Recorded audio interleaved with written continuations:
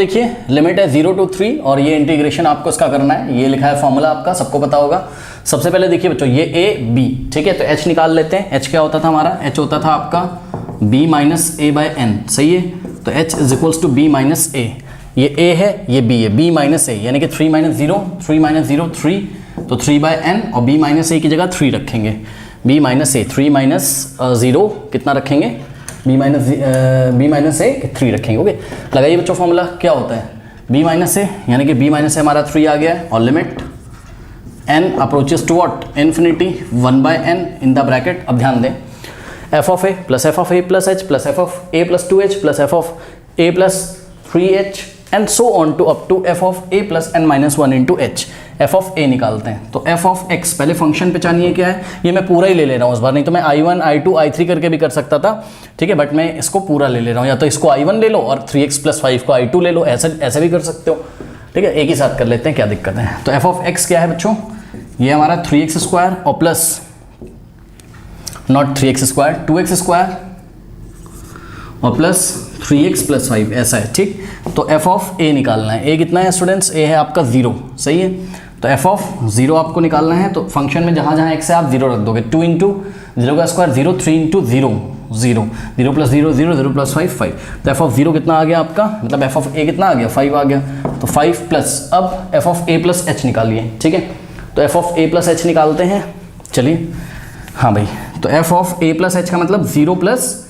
h, okay, a की value 0 है ना, 0 प्लस h यानी कि f ऑफ h निकालना है। तो फंक्शन में जहाँ जहाँ भाई 0 प्लस h ही तो होता है, तो f ऑफ h, तो फंक्शन में जहाँ जहाँ आपका x आ रहा है वहाँ आप क्या पुट करोगे, आप h पुट करोगे। 2x की जगह h, तो h square plus 3 into H x की जगह h और प्लस 5,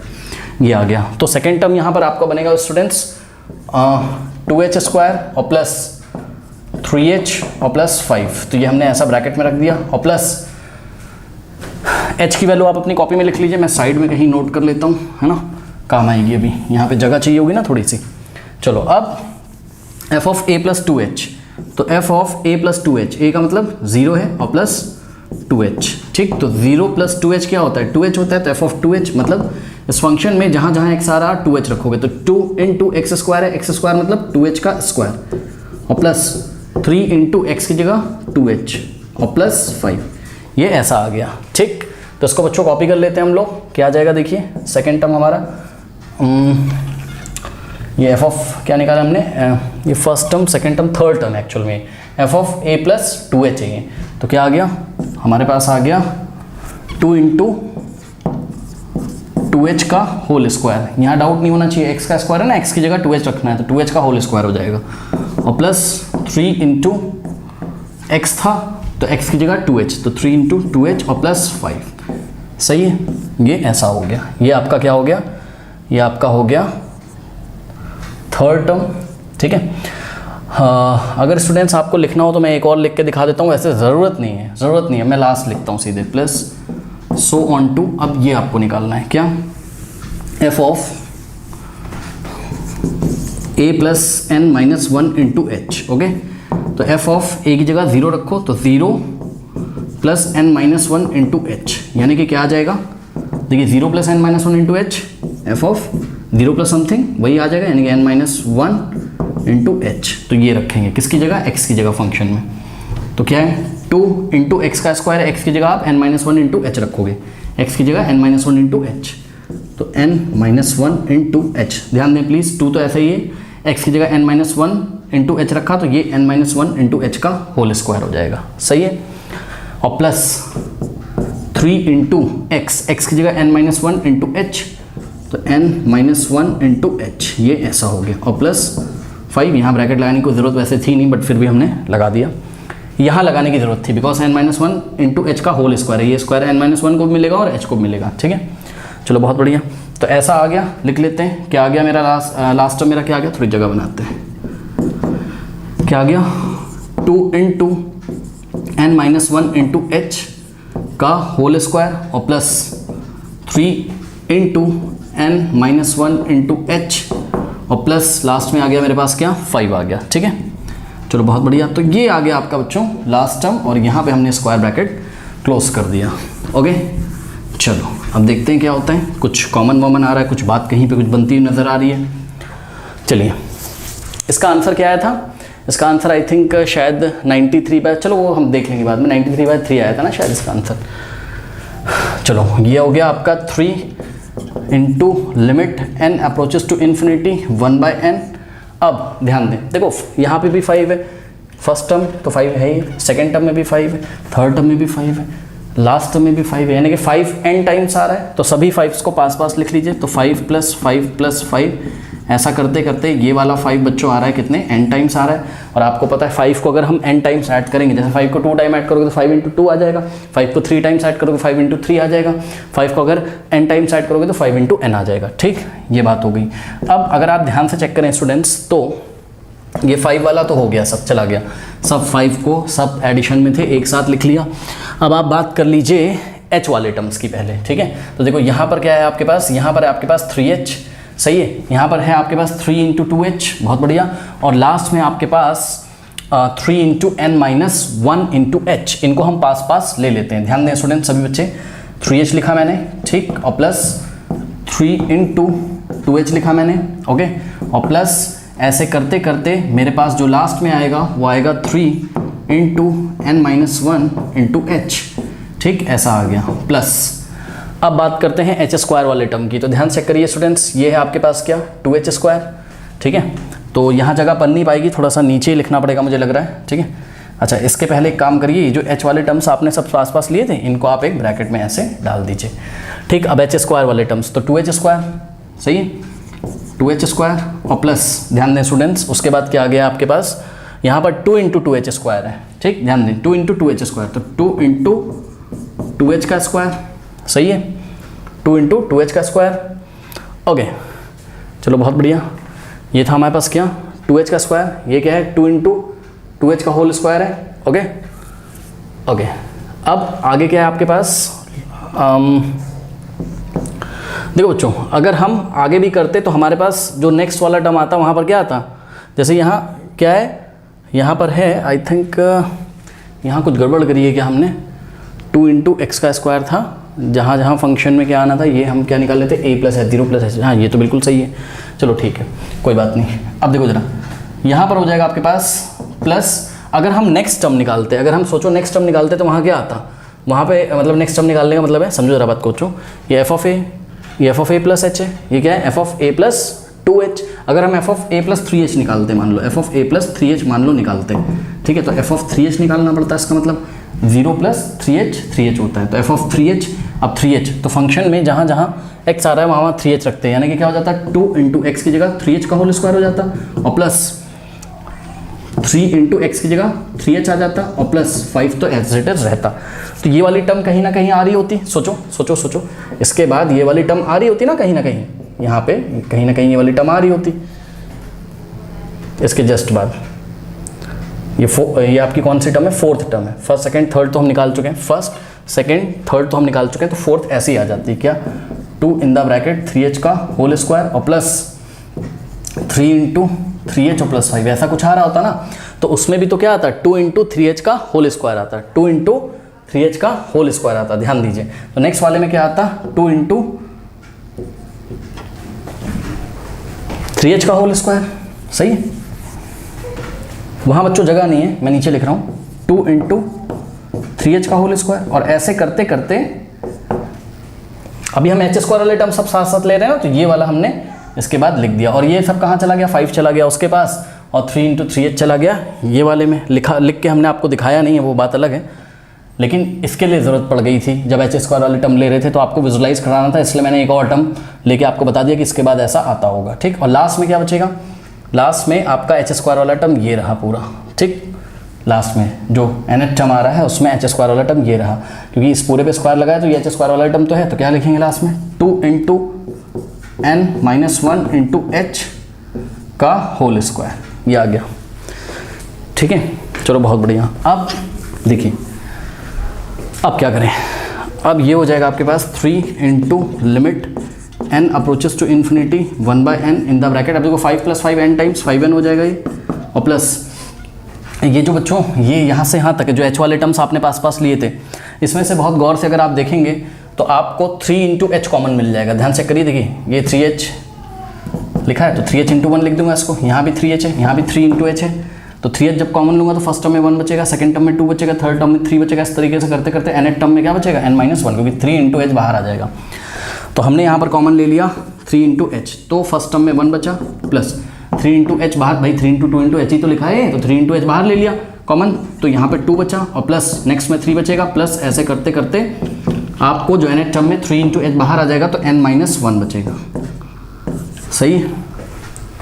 कोई डाउट नहीं होना चाहिए आई थिंक इसमें। अब यहाँ से यहाँ तक का काम हो गया प्लस। अब ध्यान दें, देखिए स्टूडेंट बहुत गौर से देखिए, बहुत गौर से पैटर्न देखिएगा। 2 इंटू एच स्क्वायर लिखा है, लेकिन यहाँ 2 इंटू 2h का स्क्वायर लिखा है, फिर यहाँ 2 इंटू 3h का स्क्वायर लिखा है, और nth टर्म जो है 2 इंटू n-1 का n-1 इंटू h का स्क्वायर लिखा हुआ है। ठीक है, तो बात अगर आप यहाँ पर समझ रहे हो, देखो मैं थोड़ा सा खोल के दिखाता हूँ इसको, मैं थोड़ा सा खोल के दिखाता हूँ तब बच्चों को क्लियर होगा। आप बच्चों यहाँ से यहाँ फोकस करिए, सही है, फोकस करिएगा। क्या है 2h स्क्वायर और प्लस 2 इंटू 2h का होल स्क्वायर और प्लस 2 इंटू 3h का होल स्क्वायर और plus and so on two plus 2 into n-1 into h का होल स्क्वायर। ऐसा है, बहुत गौर से देखिएगा। देखिए बच्चों बहुत गौर से, इसको मैं क्या लिख सकता हूँ, 2 into 1 square into H square. कोई डाउट नहीं होना चाहिए, चेक कर लो। 1 का स्क्वायर क्या होता है 1 इंटू 2 एच स्क्वायर ही आ जाएगा वापस, तो 2 into 1 square into H square plus इसको क्या करूँगा मैं 2 का स्क्वायर, ये स्क्वायर 2 को मिलेगा और h को, भाई 2 इंटू एच का स्क्वायर है ना, a इंटू बी का स्क्वायर, a का स्क्वायर इंटू बी का स्क्वायर, यानी कि 2 इंटू ये 2 का स्क्वायर इंटू एच का स्क्वायर और प्लस ये स्क्वायर 3 को मिलेगा, h को मिलेगा, तो 2 इंटू 3 का स्क्वायर इंटू एच का स्क्वायर और प्लस करते करते लास्ट में ध्यान दें ये वाला 2 तो ऐसे ही रहेगा, और यहाँ पे ध्यान दें प्लीज़ n-1 इंटू एच है, तो ये स्क्वायर n-1 को मिलेगा, यानी कि n-1 का स्क्वायर इंटू एच का स्क्वायर। सही है, तो ऐसा कुछ बच्चों जब आ जाएगा, मैं यहाँ सॉल्व करके दिखा रहा हूँ, वहाँ मेरे पास जगह नहीं है, मैं सीधे रिजल्ट लिखूंगा, तो आप लोग कॉपी कर लीजिएगा इसको। ठीक है, अब देखिए बच्चों, ये जो कहानी थी आपकी यहाँ से लेके यहाँ तक, इसको हमने आपको यहाँ दिखाया। अब ये ऐसा बन गया, ये ऐसा बन गया। अब देखिए बच्चों, यहाँ से आप कॉमन ले सकते हैं। क्या कॉमन ले सकते हैं sir, 2 into H square common ले लो। देखो 2 इंटू एच स्क्वायर यहाँ भी आ रहा है, 2 इंटू एच स्क्वायर यहाँ भी आ रहा है, 2 इंटू एच स्क्वायर यहाँ भी आ रहा है, 2 इंटू एच स्क्वायर यहाँ भी आ रहा है। तो 2 इंटू एच स्क्वायर अगर आप कॉमन ले लोगे, 2 इंटू एच स्क्वायर यदि आप कॉमन ले लोगे तो फर्स्ट टर्म में 1 स्क्वायर बचेगा प्लस 2 इंटू एच स्क्वायर चला गया, सेकंड टर्म में 2 स्क्वायर बचेगा प्लस 2 इंटू एच स्क्वायर चला गया, थर्ड टर्म में आपके पास 3 स्क्वायर बचेगा और plus and so on 2 plus 2 into H square चला गया, तो आपके पास n-1 का स्क्वायर बचेगा। सही है, तो ये चीज़ पूरी मैं यहाँ पर अब कॉपी कर लेता हूँ। तो इसकी जगह स्टूडेंट्स अब हम ये कॉपी करेंगे। आप लोग इतना कॉपी करिए क्योंकि मैं नीचे का हटा दूंगा। कॉपी करिए, आराम से कॉपी कर लीजिए, वेट कर रहा हूँ मैं, आराम से कर लीजिए। कर लिया, करूँ तो अब इसकी जगह हम ये लास्ट वाली वैल्यू लिख देंगे। क्या हो जाएगा 2h स्क्वायर और ब्रैकेट में आ गया मेरे पास क्या 1 square plus 2 square plus 3 square plus so on to करते करते लास्ट में क्या है n-1 का होल स्क्वायर। सही है, और लास्ट में स्क्वायर ब्रैकेट को हम लोग क्लोज कर देंगे। चलो अब क्या करें, बस अब तो कुछ नहीं करना है। अब आप सीरीज का सम का फॉर्मूला लगा लीजिए जो आपको हमने बताया था। ठीक है ना, चलो ये हो जाएगा 3 into limit n approaches to infinity 1/n, 5n तो ऐसा ही रहेगा, कोई टेंशन नहीं है, प्लस अब देखो 3 इंटू h का वैल्यू क्या था, h का वैल्यू था 3/n। देखो अपनी कॉपी में h का वैल्यू था 3/n। h क्या होता है b minus a/n, b minus a/n, 3 minus 0 3, 3/n, तो h का वैल्यू हो गया 3/n, तो 3 इंटू h का वैल्यू 3/n। अब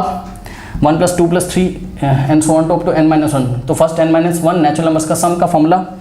क्या होता था। अब ये सब मल्टीप्लाई में है तो सीधे फॉर्मूला लिख देते हैं। होता था, इसका फॉर्मूला होता था n इंटू n-1 सॉरी